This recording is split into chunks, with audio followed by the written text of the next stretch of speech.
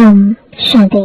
आज 2 अक्टूबर 2024 बाबा के महावाक्य है, मीठे बच्चे, याद में रहकर हर कर्म करो तो अनेकों को तुम्हारा साक्षात्कार होता रहेगा।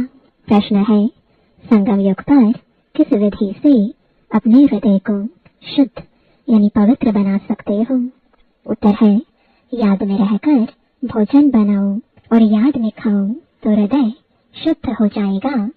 संगम युग पर तुम ब्राह्मणों द्वारा बनाया हुआ पवित्र ब्रह्मा भोजन देवताओं को भी बहुत पसंद है। जिनको ब्रह्मा भोजन का कदर रहता वह थाली धोकर भी पी लेते हैं। महिमा भी बहुत है। याद में बनाया हुआ भोजन खाने से ताकत मिलती है, हृदय शुद्ध हो जाता है। ओम शांति। संगम पर ही बाप आते हैं। रोज बच्चों को कहना पड़ता है कि रूहानी बाप रूहानी बच्चों को समझा रहे हैं। ऐसा क्यों कहते हैं कि बच्चे अपने को आत्मा समझो। बच्चों को यह याद पड़े बरोबर बेहद का बाप है, आत्माओं को पढ़ाते हैं। सर्विस के लिए भिन्न भिन्न पॉइंट्स पर समझाते हैं। बच्चे कहते हैं सर्विस नहीं है, हम बाहर में सर्विस कैसे करें? बाप सर्विस की युक्तियां तो बहुत ही सहज बतलाते हैं। चित्र हाथ में हो, रघुनाथ का काला चित्र भी हो, गोरा भी हो। श्री कृष्ण का व श्री नारायण का चित्र गोरा भी हो, काला भी हो, भले छोटे चित्र ही हो। श्री कृष्ण का इतना छोटा चित्र भी बनाते हैं। तुम मंदिर के पुजारी से पूछ सकते हो इनको काला क्यों बनाया है, जबकि असल गोरा था। वास्तव में तो शरीर काला नहीं होता है ना। तुम्हारे पास बहुत अच्छे गोरे गोरे भी रहते हैं, परंतु इनको काला क्यों बनाया है, यह तो तुम बच्चों को समझाया गया है। आत्मा कैसे भिन्न भिन्न नाम रूप धारण करते नीचे उतरती है। जब से काम चिता पर चढ़ती है तब से काला बनती है। जगतनाथ व श्रीनाथ द्वारे में ढेर यात्री होते हैं। तुमको निमंत्रण भी मिलते हैं। बोलो, हम श्रीनाथ के 84 जन्मों की जीवन कहानी सुनाते हैं। भाइयों और बहनों, आकर सुनो। ऐसा भाषण और कोई तो कर ना सके। तुम समझा सकते हो यह काला क्यों बने हैं। हर एक को पावन से पतित जरूर बनना है। देवताएं जब वाम मार्ग में गए हैं तब उन्हें काला बनाया है। कामचिता पर बैठने से आयरन एज्ड बन जाते हैं। आयरन का कलर काला होता है, सोने का गोल्डन उनको कहेंगे गोरे। वही फिर 84 जन्मों के बाद काले बनते हैं। सीढ़ी का चित्र भी जरूर हाथ में हो, सीढ़ी भी बड़ी हो तो कोई भी दूर से देख सकेंगे अच्छी रीति, और तुम समझाएंगे कि भारत की यह गति है। लिखा हुआ भी है उत्थान और पतन। बच्चों को सर्विस का बहुत शौक होना चाहिए। समझाना है यह दुनिया का चक्र कैसे फिरता है। Golden age, silver age, copper age, फिर यह पुरुषोत्तम संगम युग भी दिखाना है। भल बहुत चित्र नहीं उठाओ। सीढ़ी का चित्र तो मुख्य है भारत के लिए। तुम समझा सकते हो। अब फिर से पतित से पावन तुम कैसे बन सकते हो। पतित पावन तो एक ही बाप है। उनको याद करने से सेकंड में जीवन मुक्ति मिलती है। तुम बच्चों में यह सारा ज्ञान है, बाकी तो सब अज्ञान नींद में सोए हुए हैं।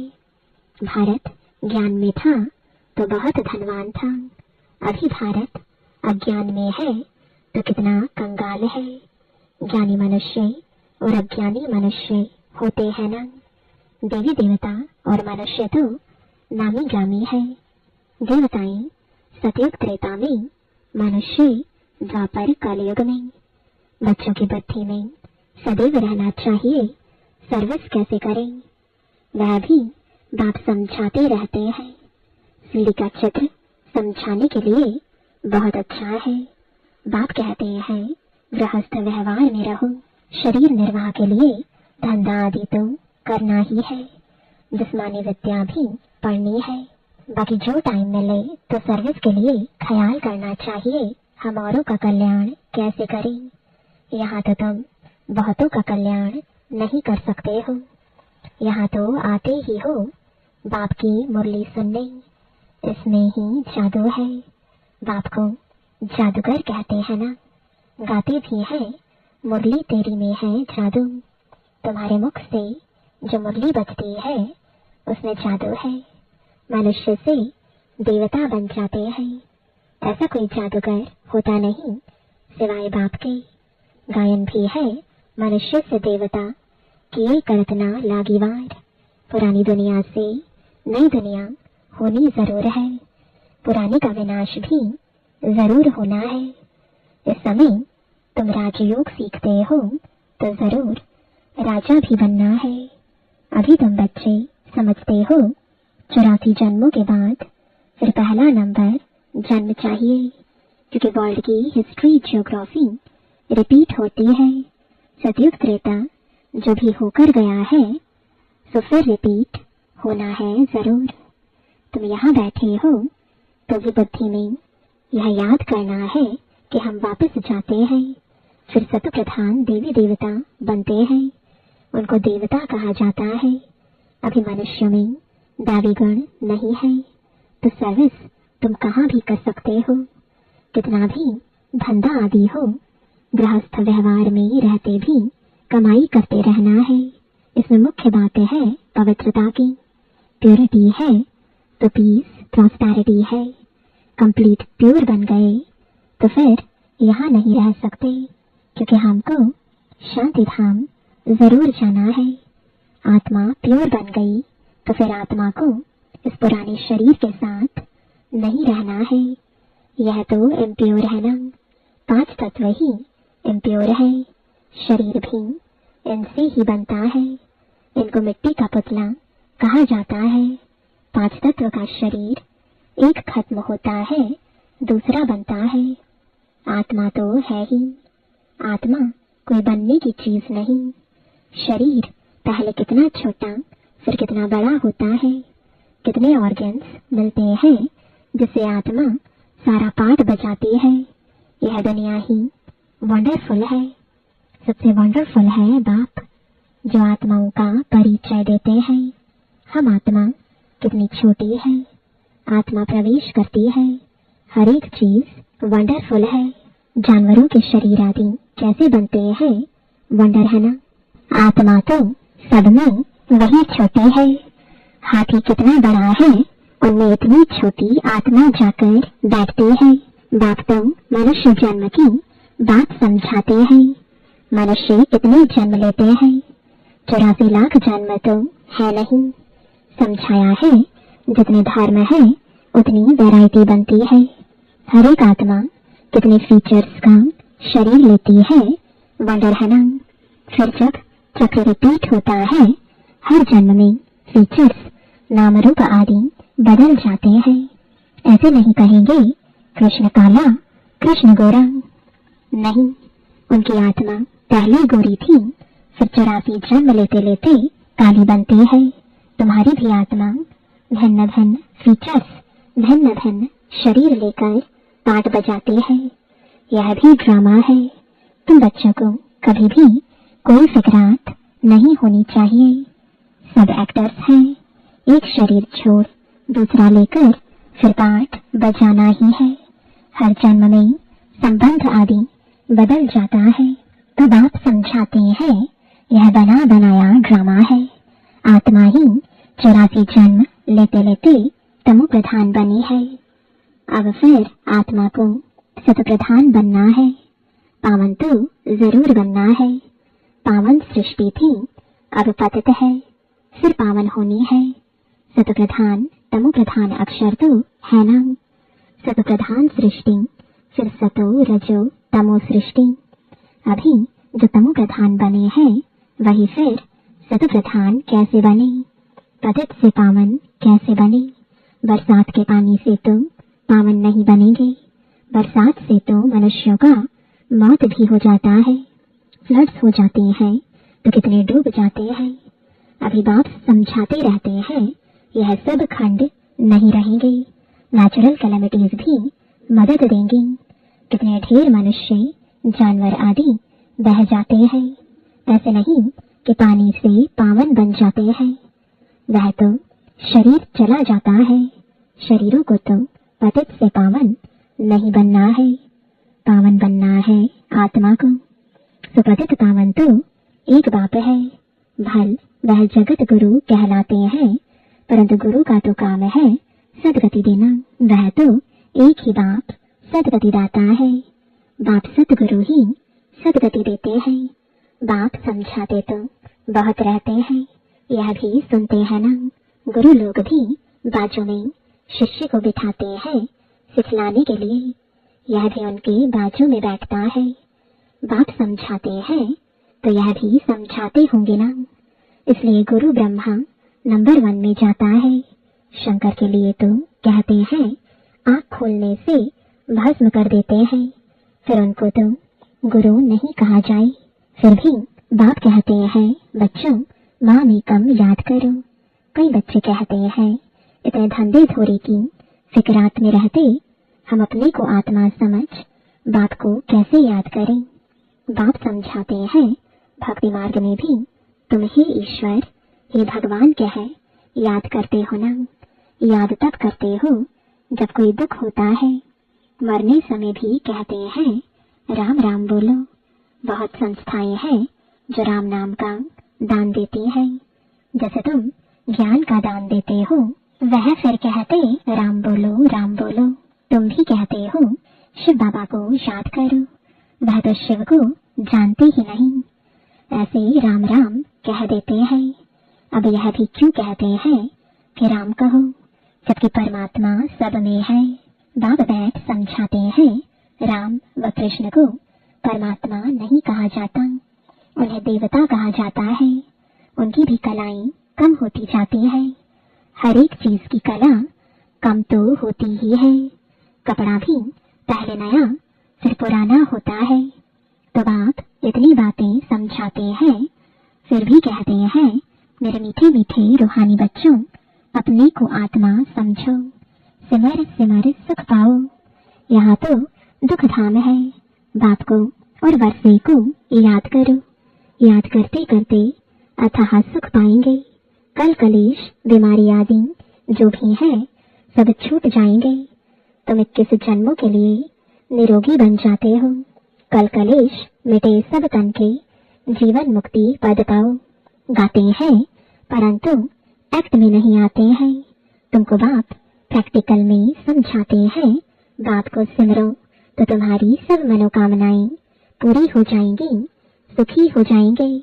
मोचरा खाकर मानी टुकड़ खाना यानी सजा खाकर रोटी का टुकड़ा खाना अच्छा नहीं है। सबको ताजी रोटी पसंद आती है। आजकल तो तेल ही चलता है, वहाँ तो घी की नदियाँ बहती हैं। तो बच्चों को बाप का सिमरण करना है। बाबा ऐसे भी नहीं कहते यहाँ बैठकर बाप को याद करो, नहीं, चलते फिरते घूमते शिव बाबा को याद करना है। नौकरी आदि भी करनी है, बाप की याद बुद्धि में रहनी चाहिए। लौकिक बाप के बच्चे नौकरी आदि करते हैं तो याद रहता ही है ना। कोई भी पूछेगा तो झट बताएंगे हम किसके बच्चे हैं। बुद्धि में बाप की प्रॉपर्टी भी याद रहती है। तुम भी बाप के बच्चे बने हो तो प्रॉपर्टी भी याद है। बाप को भी याद करना है और कोई से संबंध नहीं। आत्मा में ही सारा पाठ नोंधा हुआ है।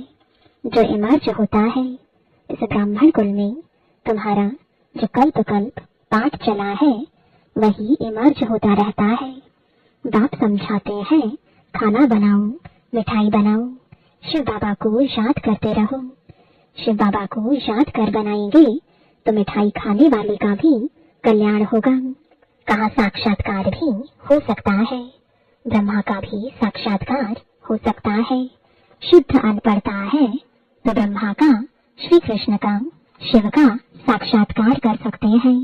ब्रह्मा है यहाँ, ब्रह्मा कुमार कुमारियों का नाम तो होता है ना, बहुतों को साक्षात्कार होते रहेंगे क्योंकि बाप को याद करते हो ना। बाप युक्तियां तो बहुत ही बताते हैं, वह मुख से राम राम बोलते हैं, तुमको मुख से कुछ बोलना नहीं है। जैसे वह लोग समझते हैं गुरु नानक को भोग लगा रहे हैं, तुम भी समझते हो हम शिव बाबा को भोग लगाने के लिए बनाते हैं।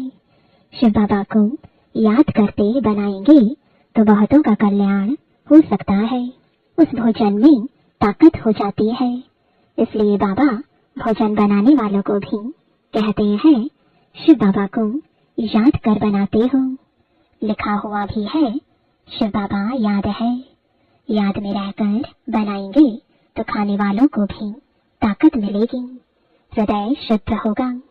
ब्रह्मा भोजन का गायन भी है ना, ब्राह्मणों का बनाया हुआ भोजन देवताएं भी पसंद करते हैं, यह भी शास्त्रों में है।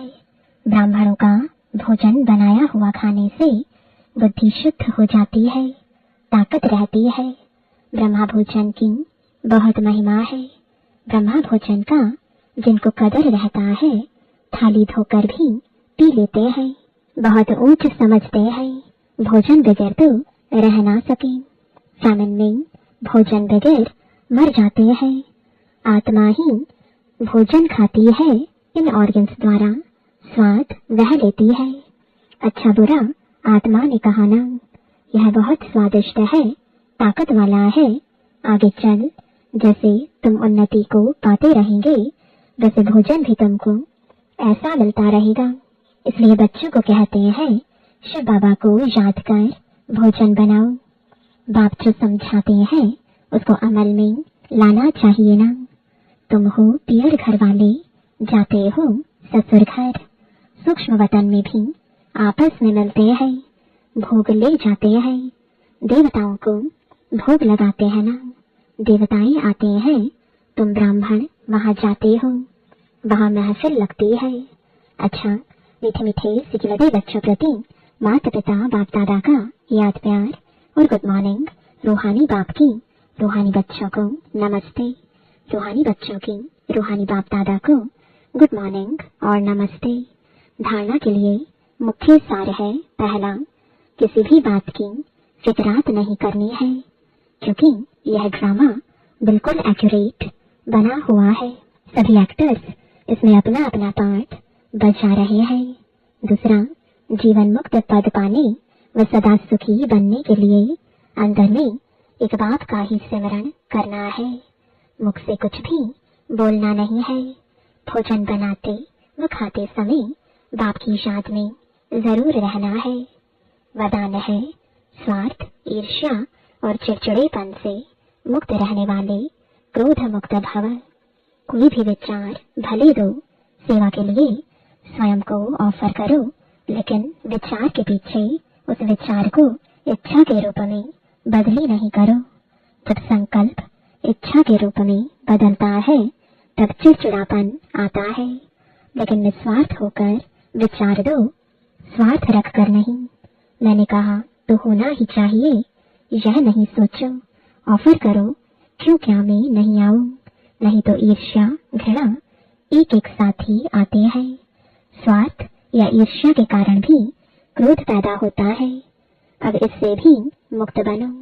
स्लोगन है, शांति दूत बन, सबको शांति देना, यही आपका ऑक्यूपेशन है। ओम शांति।